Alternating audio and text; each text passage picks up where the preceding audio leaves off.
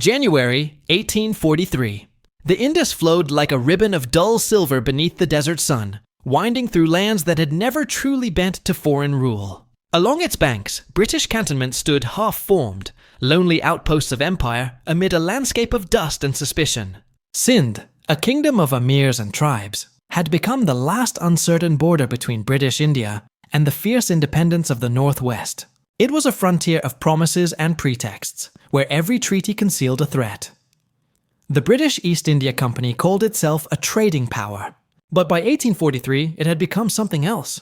An empire wearing the mask of commerce. For decades, its agents had signed agreements with Indian princes and rulers in the name of protection. Yet here, in Sindh, protection meant intrusion. The Amirs, proud Baluchi nobles who had ruled for generations, found their every act watched, their every hesitation recorded. They had signed the 1839 Treaty of Hyderabad reluctantly, allowing British troops passage for the war in Afghanistan. But once the war ended, the British did not leave. They lingered, building forts, expanding influence, and measuring the land as though it already belonged to them. To the Amirs, this was humiliation, wrapped in courtesy. To the British, it was the natural order of the empire, progress in uniform. The political agent in Sindh, Major James Outram, warned that the Amirs were loyal in appearance, but resentful in spirit. London's officials nodded gravely. To men like Charles Napier, newly appointed commander of the Bombay Army's Sindh force, resentment was proof enough of treachery. "The Amirs will deceive you," he wrote, "because they are Orientals." It was a phrase steeped in the moral blindness of empire, the easy conviction that conquest was civilization, and resistance was deceit. From the British garrisons along the Indus, the land seemed barren and still. But beneath the silence, the tension was alive. The Emir's retainers whispered of betrayal. Tribal chieftains rode out beneath the moon, pledging to resist should the British advance further. For men like Mir Nasir Khan and Mir Sher Muhammad of Hyderabad, surrender was unthinkable. They ruled not by decree, but by reputation, by the unbroken chain of honor that defined their world. A man who yielded without a fight would lose not only his land, but his name. Meanwhile, the company's administrators prepared their reports. They described the Amirs as obstinate, quarrelsome, and ungrateful. Each dispatch painted Sindh as unstable, dangerous, a frontier in need of order. And in the empire, order was always the most convenient reason for expansion. The British Governor-General, Lord Ellenborough, approved Napier's recommendations without hesitation. The language of conquest was diplomatic, securing the Indus route, ensuring peace, punishing violations of treaty. In truth, it was the familiar vocabulary of the empire advancing under the banner of necessity. By late January, the situation had grown volatile. Napier, with a force barely numbering 2,800 men, began to move south from Sukkur toward Hyderabad, the Amir's stronghold. He claimed it was a precautionary measure, but those who watched him march understood it as a challenge. The British columns, gleaming under the relentless sun, cut through the Sindhi plains like the edge of a blade. Villages emptied at the sight of their red coats. The people had seen what happened to those who resisted imperial precautions. As Napier advanced, the Amirs sent envoys with letters pleading for negotiation. But trust was already dead. British agents intercepted one such letter and called it evidence of conspiracy. Napier declared that the Amirs were preparing to attack him, a claim built on rumors and fragments. Yet to the company, rumor was enough. It justified movement, and movement justified conquest. By February, Napier's orders were clear. He was to disarm the Amirs by force. In Hyderabad, the Amirs assembled their council. The old Mir Nasir Khan, worn but resolute, spoke of honor and of destiny. His warriors numbered in the tens of thousands, drawn from Baluchi clans and Sindhi tribes, armed with swords, matchlocks, and courage. Yet they faced a modern army trained in European warfare, armed with artillery, and drilled to perfection. The Amirs knew the odds, but honor in their world was not negotiable. The British, for their part, believed they were outnumbered, surrounded, and at risk. Yet they also knew the power of discipline and fire. Napier's confidence bordered on fatalism. "We are few," he told his officers, "but we are soldiers." To him, Sindh was not a question of politics, but of will, a test of Britain's right to rule. In London, none of this was yet known. The empire's frontier wars were small lines in the Gazette, minor events at the edges of maps. But for those in Sindh, every decision, every letter, every rumour felt like a spark waiting to ignite the desert. And when it came, when the spark caught and the sands of Miani turned to fire, it would mark more than the fall of a kingdom. It would mark the moment Britain ceased to ask whether it ruled by right, and began to rule because it could. Perhaps that was the truest frontier of all, not the border between Sindh and empire, but the invisible line between power and conscience. The dust of Sindh clung to the boots of men who called themselves the bearers of civilization. At their head rode Major General Charles James Napier, grey-haired, sharp-eyed, and certain of his own destiny. He had been sent not merely to command, but to judge. And, in his mind, the verdict had already been written. Napier was a soldier of contradictions. He quoted the classics, read philosophy by candlelight, and spoke of moral purpose, yet his letters to Bombay dripped with contempt for the Oriental mind. To him, Sindh was a land of treachery and deceit, its rulers unworthy of their thrones. The Amirs of Hyderabad, he wrote, understand only fear. Kindness is mistaken for weakness. Such words reveal the deeper war that began long before muskets were loaded. The war of perception, where arrogance disguised itself as moral duty. The landscape of Sindh did little to soften him. The Indus drifted through heat-hazed plains, where mud forts and date palms broke the monotony of sand. Villagers watched in silence as British patrols passed, cautious eyes measuring the men who spoke of progress while requisitioning their fields. The treaties signed only 4 years earlier had promised mutual respect and limited occupation. But in practice, British officers demanded provisions without payment, seized lands for military necessity, and sent spies into every household of influence. For the Amirs, this was more than intrusion, it was desecration. In their culture, honor was not a slogan, but a sacred economy. A ruler who could not protect his guests, his lands, or his word was unfit to rule. Yet every attempt to assert dignity was twisted into rebellion. When the Amirs refused to hand over certain forts to British control, it was called defiance. When they sought to arm their retainers for defense, it was labeled conspiracy. Napier saw each act of hesitation as proof of deceit. His private correspondence, now preserved in British archives, shows a man at war with his own conscience. He admitted the Amirs had been provoked, that company policy was harsh, unjust, and needlessly insulting. Yet he consoled himself with the belief that British rule would bring order. We must subdue them, he wrote, for their own good. It was the psychological alchemy of empire, transforming greed into morality, and conquest into destiny. In the fortified residency at Hyderabad, Major Outram, the political agent, struggled against the tide. He respected the Amirs, even sympathized with them. His letters pleaded for moderation. They have borne more than any men should bear, he warned. But Outram's caution clashed with Napier's certainty. To Napier, patience looked like weakness, and negotiation like delay. He wrote to Lord Ellenborough that mild measures will be our ruin. The Governor-General, far away in Calcutta, agreed. The machinery of conquest had begun to move. By early February, the British demands became impossible. The Amirs were to sign a new treaty that stripped them of power, confiscated territory, and reduced them to little more than pensioners in their own land. Refusal would be taken as rebellion. They signed under duress, under the watchful eyes of armed British guards. And yet Napier, suspicious to the last, declared the ink untrustworthy. He insisted the Amirs were plotting his destruction. He was not entirely wrong. In the bazaars and tribal camps beyond Hyderabad, rumors spread like fire. The Amir's followers swore vengeance, not for ambition, but for honor. They gathered in thousands, Baluchi swordsmen, horsemen from the desert, men who had nothing to lose but their names. The British intelligence officers reported these gatherings as mobs. In truth, they were armies of desperation. Napier, ever the soldier, responded not with diplomacy, but with motion. He pushed his small force southward, 2,800 men, a handful of guns, and the unshakable conviction that discipline could outweigh numbers. Each march brought him closer to conflict, each day shrinking the distance between fear and violence. In his journal, he recorded his reasoning with chilling calm. The sword must settle what words cannot. It is a sentence that captures the psychology of the conqueror, a man who mistakes inevitability for righteousness. His officers admired his resolve, but some whispered uneasily of his temper, his certainty, his hunger for vindication.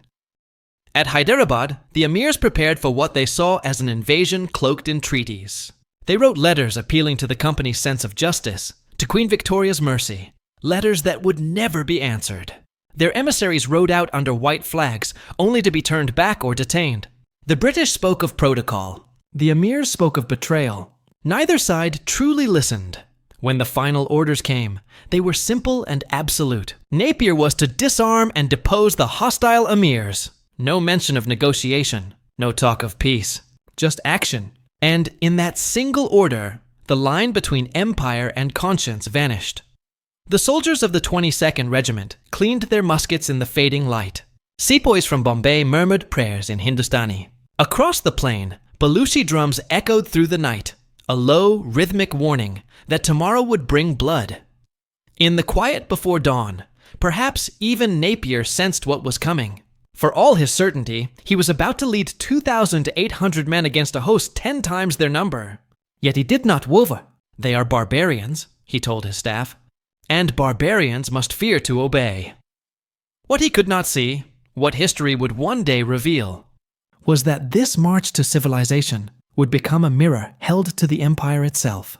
For in seeking to dominate Sindh, Britain would expose the darker truth of its own mission, that righteousness, once weaponized, becomes its own kind of blindness. And as the sun rose over the plains of Miani, the shadow that Napier cast stretched far beyond the Indus. Across an empire still learning to mistake conquest for virtue, the road south from Sukur was no road at all. Just a thread of dust through the open plains of Sindh, shimmering beneath a cruel sun. Major General Charles Napier's column moved like a speck of defiance against an ocean of emptiness. Ahead lay Hyderabad, and 30,000 Baluchi warriors sworn to defend their emirs. Behind, nothing but miles of desert and silence. For the men of the 22nd Regiment and their Indian comrades from Bombay, every step was a wager against death, not only from the enemy, but from the heat, thirst, and the weight of impossible odds. Napier's army was small, but it was not fragile. It was a fusion of discipline and delusion, the absolute belief that a professional army could make numbers irrelevant. His European soldiers wore red coats already stained with sand, their faces hardened by years in India. The Bombay sepoys, veterans of local campaigns, marched with quiet endurance. Cavalry from the Sindh Horse scouted ahead, tracing phantom trails through the dunes. Together, they numbered fewer than 3,000, a single regiment's strength against a small nation. From the start, Napier understood that perception would be his greatest weapon. The Baluchi tribes were fierce, fearless, and accustomed to irregular warfare. They fought in great waves, horsemen in loose formation, blades flashing, muskets crackling in the dust. Against such an enemy, conventional tactics offered little security. So Napier crafted an illusion, one of unstoppable momentum. He wrote in his field diary, "Speed is safety. Delay breeds doubt." Each day he advanced further than the enemy expected, striking the imagination before striking the body. His officers were uneasy. The army was far from supply lines, and the desert consumed provisions faster than they could be carried. Water was scarce. The men marched in silence, lips cracked, uniforms caked with salt and sweat. But Napier radiated calm. He spoke of destiny, of duty, of the civilizing mission that demanded courage against odds. Even skeptics found themselves infected by his certainty. To hesitate was to betray the legend forming around him. In Hyderabad, the emirs watched the advance with disbelief. To them, the British movement was reckless, even suicidal. 30,000 Baluchi warriors, men of sword and pride, gathered on the plains of Miani. Their leaders, Mir Nasir Khan and Mir Sher Muhammad, believed they held every advantage: numbers, knowledge of the land, and divine justice. Yet Napier's audacity unsettled them. How could so few march so boldly, unless fate itself was on their side? Here, belief became the true terrain of battle. The emir's army was a vast congregation, not a single will. Tribal chiefs commanded their own men. Loyalty was personal, not institutional. When rumors spread that Napier's artillery was invincible, some hesitated. Others argued the British had secret reinforcements coming from Karachi. None of it was true. But Napier's psychological war was already being won. His intelligence network, a mix of local scouts and company spies, sowed confusion deliberately. Word reached the Baluchi camps that Napier sought negotiation, that he feared the Amir's strength. The next day, his cavalry appeared on their flanks, aggressive and unyielding. The contradiction made him unpredictable, a ghost that seemed always in control. The Amirs, used to enemies who postured or fled, could not read his intent. For Napier, control of perception was control of time. Every hour the enemy spent doubting was an hour gained. He arranged his columns to appear larger than they were, deploying dust screens and overlapping movements that mimicked multiple brigades. He marched by night, rested by day, and allowed local villagers to see only fragments of his force, a deliberate distortion. His goal was not only to reach Miani, but to arrive there as an inevitability. On the morning of 15th of February, the British halted near the village of Cottray. Scouts returned with reports that the Baluchi host had taken position along the Fuleli River. Napier rode to high ground and surveyed the distant haze, a line of movement stretching for miles, the glint of blades in the sun. 30,000 men, perhaps more. Yet his gaze remained steady. Turning to his staff, he said simply, "We march tomorrow." There was no debate. The illusion of calm became reality through the force of command.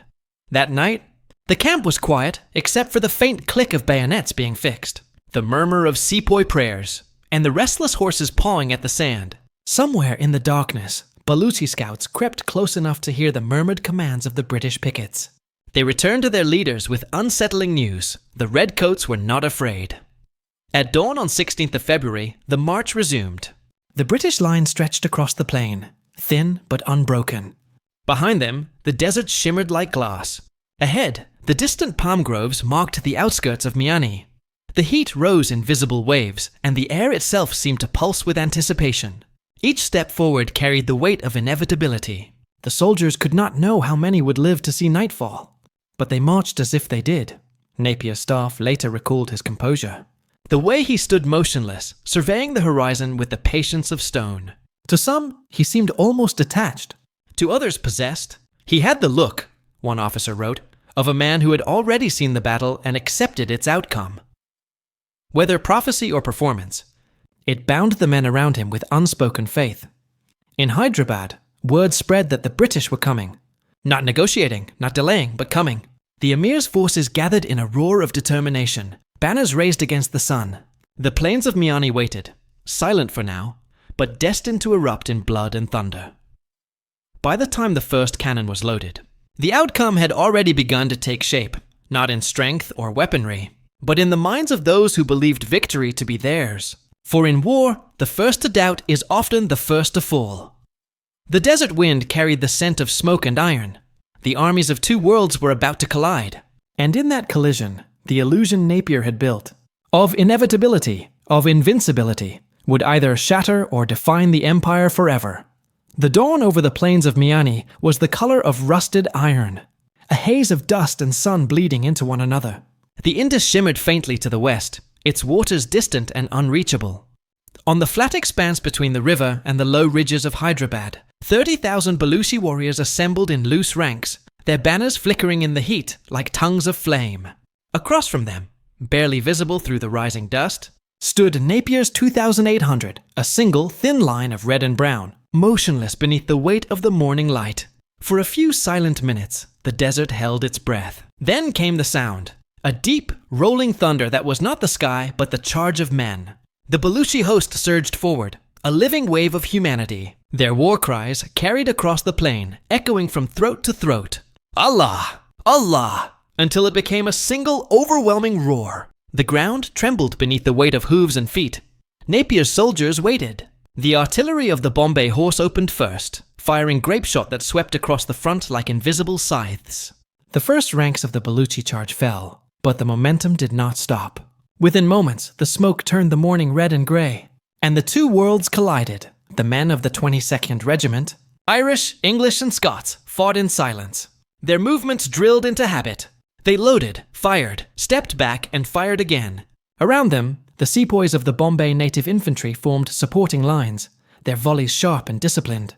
But the Baluchis pressed on, swords flashing, shields gleaming. They were not soldiers of regulation. They were warriors of pride and fury, moving with the rhythm of courage rather than command. Regimental diaries speak of the first moments as confusion. Smoke so thick that officers could not see 10 yards ahead. Men fighting by sound and instinct. A corporal of the 22nd wrote later, "It was as if the sun itself had fallen upon us." The heat was suffocating. The sand beneath their boots was stained with blood and powder. Still, the line held. Napier rode along the front, his cloak streaming, his face streaked with dust. He gave no speeches, only gestures, calm and precise. At one point, a Baluchi force broke through the left flank, cutting down dozens before being met by a countercharge of bayonets. The 22nd closed ranks, silent, methodical. They fought as if on parade, an eyewitness wrote, while the enemy came on like a storm. The contrast was stark. The Baluchi army fought with magnificent ferocity, men leaping onto cannon, slashing at gunners, dying within reach of the barrels. One British officer noted their bravery with awe. They rushed upon death as though it were honor itself. Yet courage alone could not breach formation. Against muskets and discipline, fury met calculation, and calculation endured. By midday, the plain had become a furnace. The noise was continuous. Cannon fire, musket volleys, the crack of steel. Horses screamed. Men fell silently, clutching wounds too deep to cry out. The smoke hung low, choking both sides. Napier's artillery, short of ammunition, switched to canister shot at near point-blank range. Each blast tore ragged gaps through the advancing masses. Still, the Baluchis came on. At one desperate moment, a regiment of Baluchi cavalry swept toward Napier's position, intent on cutting down the command. The general drew his sword, not as a gesture, but in readiness.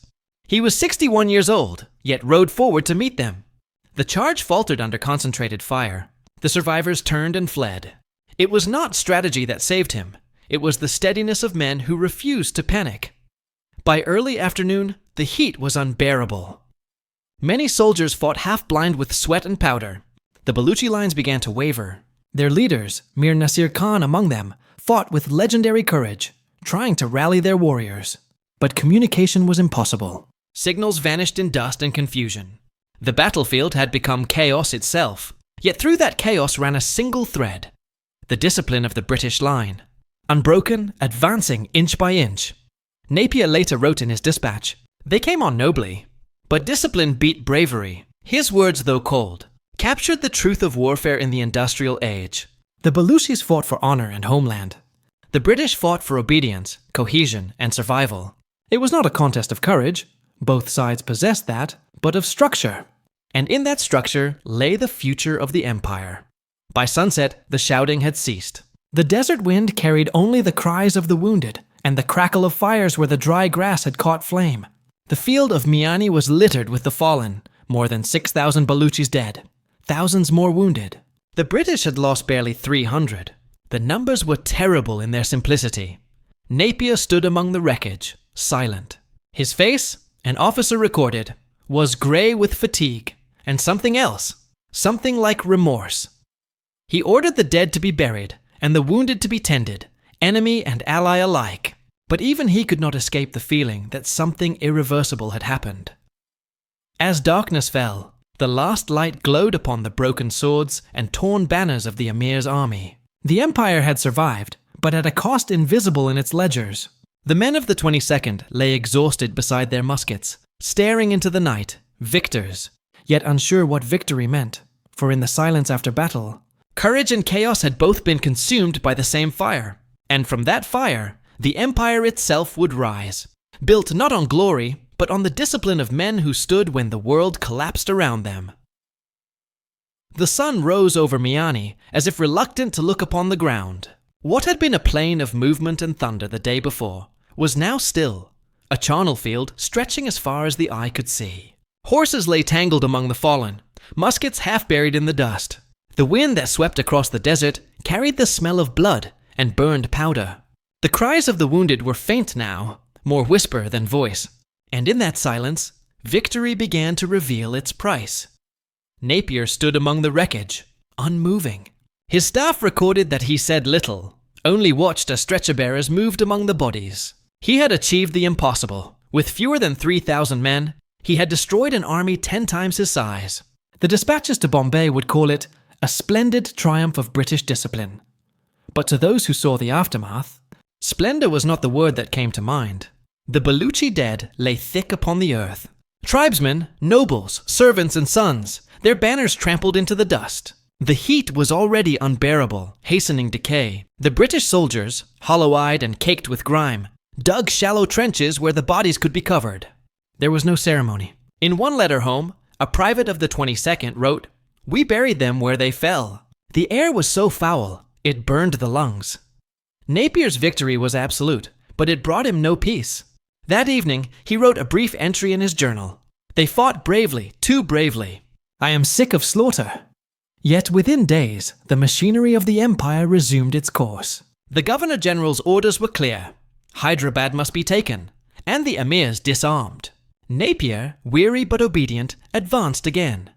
As his troops entered Hyderabad, the contrast was striking. The city, once alive with trade and music, had fallen into stunned silence. The palaces of the emirs stood open, their marble halls empty, their courtyards littered with torn papers and broken arms. Mir Nasir Khan, the chief emir, surrendered himself, offering his sword with dignity. "We have done our duty," he said, "and await the will of God." Napier received him respectfully, but there was no illusion of equality. The war was over. Sindh was now British. Yet even among Napier's own officers, something unsettled began to stir. Letters preserved in the British Library speak of disquiet. Men who had come to believe in their cause now questioned it. Captain John Jacob, later famed for his service on the frontier, wrote privately that the victory was a necessity of politics, not of justice. Another unnamed officer confessed, "We fought not for safety, but for ambition. We punished men who sought only to be free." These were not the voices of rebellion, but of conscience. They sensed, perhaps before Napier himself did, that Miani had crossed a moral line. The company spoke of civilization and peace, yet its peace was built upon devastation. Villages were razed in reprisal, fields trampled by cavalry, families left destitute. In official reports, these were collateral consequences. In truth, they were vengeance rendered in bureaucratic ink. Napier's own mind wrestled with contradiction. He condemned the emirs as treacherous, yet admired their courage. He justified conquest as progress, yet lamented the blood that made it possible. His private letters oscillate between triumph and disgust. To his sister, he wrote, "I have won a great victory, and such a one as makes the heart heavy." In public, he spoke of duty. In private, of sorrow. The man who had believed himself a reformer began to glimpse the empire's shadow in his own reflection. In London, however, nuance was unwelcome. News of Miani arrived in April, carried by dispatch and rumor. The papers erupted in patriotic celebration. "A magnificent exploit of British arms," declared the Times. Parliament applauded. Napier's name was added to the annals of imperial glory, and his victory painted as a moral triumph, civilization triumphant over barbarism. The official story was clean, noble, and inevitable. The real one was anything but. Back in Sindh, the British occupation settled like a shroud. The emirs were sent into exile, their treasuries confiscated, their fortresses garrisoned by redcoats. The land was annexed to the Bombay Presidency, its people now subjects of a distant crown. Napier established new laws, new taxes, new order, all in the name of peace. Yet the peace was uneasy, haunted by memory. Sindhi poets composed verses mourning the fall of their rulers. In the villages, old men told stories of the day when 30,000 fought and fell against the sun. Among the British ranks, the jubilation faded quickly. Disease took hold. The heat was merciless. Some wondered if their triumph had cursed the land. "We live," one officer wrote, "in the kingdom of ghosts." The men who had survived Miani rarely spoke of it again. Napier would fight once more that year, at Dubba, to crush the last resistance. His career flourished. His name was gilded in the annals of empire. Yet the stain of Miani remained, not in official histories, but in the silence of those who knew what victory had cost. The empire had gained a province, but lost a measure of its soul. In conquering Sindh, Britain had proven its might and revealed its moral frailty.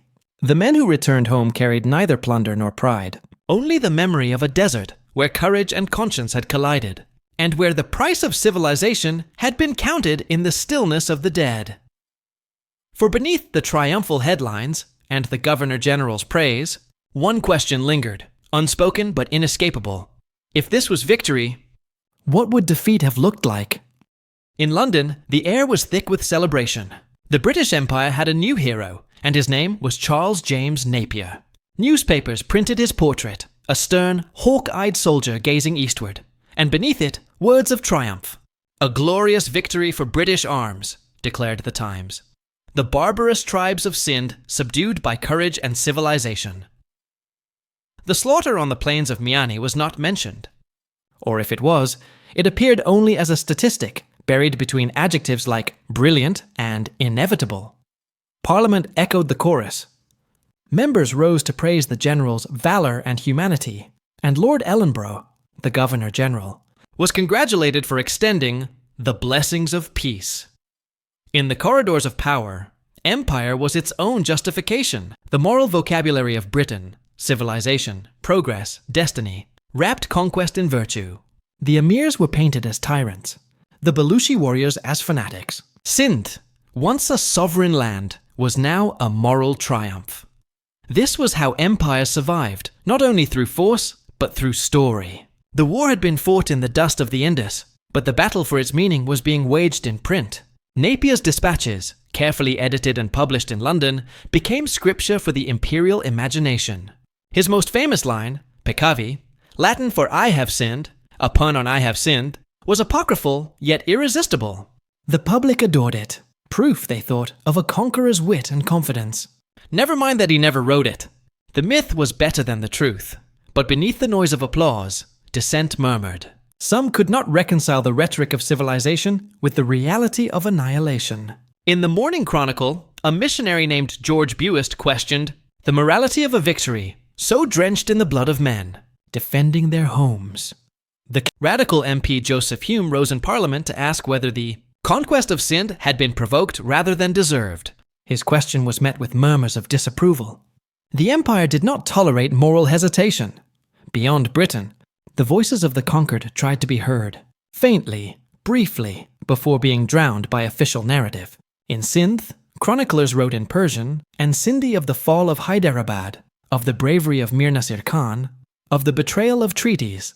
These manuscripts, some preserved in the archives of Karachi and Hyderabad, tell a different story, one of bewilderment and loss. The British came not as guests, but as judges, one account laments. They wrote their mercy with fire. Such testimonies never reached London. The translation of history was a selective art, shaped by those who held the pen. British officers compiled native reports for official use, sanitized for bureaucratic consumption. Words like massacre became engagement, annexation became settlement. The archive itself became an instrument of control. Yet even within the British ranks, cracks appeared. Major Outram, who had once urged restraint, published a quiet defense of the Amirs, describing them as men of honor ill-used by their protectors. His pamphlet circulated privately, read by a few, dismissed by most. But in its pages lies an extraordinary act of moral courage, a refusal to let silence become complicity. The press, however, had moved on. Public appetite demanded heroes, not hesitation. Napier's name was etched alongside Wellington's, his victory compared to Plassey and Waterloo. Illustrations in London's penny papers showed clean uniforms and gallant charges, not the smoke and mutilation of Miani. The British imagination saw what it wished to see. Order restored, savagery subdued, civilization advancing one province further into the map. But history has its own gravity, and sometimes what is buried returns. Years later, fragments of letters began to circulate among officers' families. One described the field after battle, a sight too awful for victory. Another spoke of the enemy's courage. They fought to the last man, and we called it mutiny. These were not reports meant for the record. They were private reckonings, conscience speaking in the margins of the empire. Even in art, the echoes persisted. Painters in Calcutta and London depicted Napier astride a white horse, the embodiment of the empire's righteousness. Yet the backgrounds told another tale, hazy, indistinct, the desert rendered as abstraction. The truth had been conquered as thoroughly as the land itself. Meanwhile, in Sindh, oral tradition kept its own archive alive. Poets sang of Miani Jo Maidan, the field of Miani, where the sons of Sindh had fallen but not yielded. In their verses, the Baluchi warriors were not rebels, but martyrs of honor. The songs survived in villages long after the British garrisons fell silent. For every empire, there is a counter-empire of memory, spoken in whispers and preserved in grief. And so, two histories moved side by side, the official and the unseen. One gilded with rhetoric, the other buried in dust. The British Empire had written its story of glory, but it had also sown the seeds of doubt. For beneath every line of triumph lay a question that refused to fade. Can civilization be claimed by those who cannot bear to look at its consequences? Napier's statue would one day stand in Trafalgar Square, his name carved into stone. Yet in Sindh, the name Miani lingered not as victory, but as mourning. The empire's story had been written, but history, like empire, is never entirely secure. Years later, travelers along the banks of the Indus would sometimes stop at the plain of Miani, a barren, wind-scoured stretch of land where nothing seemed to grow. After heavy rains, they said, the earth would open. White fragments, smooth as river shells, rose to the surface, the bones of men who had fought and died beneath the desert sun. Some locals whispered that the wind itself carried their voices, others that the river refused to swallow their memory. By the late 19th century, Sindh had become a settled province of the British Raj, orderly, administered, mapped. Canals carved through the once wild plains. Railway lines followed the old roads of conquest. To imperial eyes, Miani was history completed, another square colored red upon the map. Yet, for those who knew what had been lost there, it was not a triumph, but a wound. Napier's victory had long been absorbed into the legend of empire. Schoolbooks in Britain spoke of his genius and courage, of a handful of men who defeated barbarous hosts. His name adorned regimental banners. His statue rose in bronze. But in Sindh, memory moved differently. In villages near Hyderabad, elders still told of Miani Jo Maidan, the field of Miani, where fathers and sons had fallen defending their honor. The stories had softened with time, but not vanished. Each retelling carried a quiet defiance, a reminder that memory is a form of resistance. The British, too, were haunted, though few admitted it. Veterans of the 22nd Regiment carried the battle in silence. Some returned home to Ireland or England, their medals shining, their nights restless. A few left letters describing the noise, the heat, the faces of those they killed. One officer wrote, "We stood upon a kingdom of the dead and called it peace." Such confessions rarely found their way into official archives. The empire preferred clean lines, not the mess of conscience. In London, Napier's reputation hardened into myth. He was celebrated as the embodiment of Victorian will, decisive, incorruptible, unflinching. But privately, he grew bitter. He complained of being forgotten, of having served faithfully and been repaid with neglect. Perhaps he sensed that the empire he had expanded was no longer sure of itself. When he died in 1853, his tomb bore no mention of Miani. History had moved on, as empires always do, proud of their triumphs, uneasy about their origins, yet the shadow of Miani stretched further than its field. The tactics, the rhetoric, the moral reasoning born there would echo through later British campaigns. In the Punjab, in Afghanistan, in Burma, the idea that victory justified itself, that civilization could be carried at bayonet point, became an unspoken doctrine of empire. Miani was its rehearsal, a small forgotten war that taught an empire how to live with its contradictions. And still, the ghosts endured. Decades after the annexation, British travelers recorded strange sights, bones uncovered by floods, fragments of regimental buttons found in the soil, the outlines of forgotten graves. Local farmers ploughed their fields carefully, afraid to disturb the ground. Even the British officers stationed nearby reported an unease they could not name. "It is a quiet place," one wrote in 1871, "but not a peaceful one." As the empire began to fade in the 20th century, historians revisited Miani. Some called it a strategic masterpiece, others a needless act of aggression. But among them arose a new question, not of who won or lost, but of what the victory had meant. Had Britain, in conquering Sindh, revealed its strength or its moral frailty?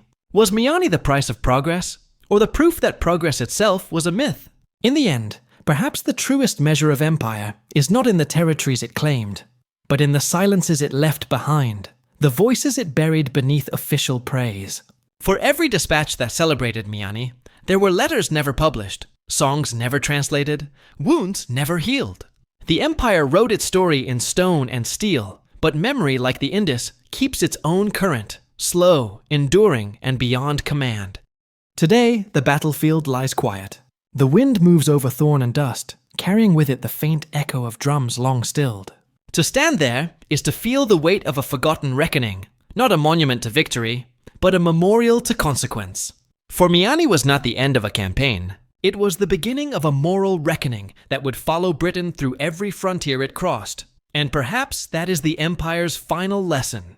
That the mightiest conquests are measured not by what they built, but by what they could never silence.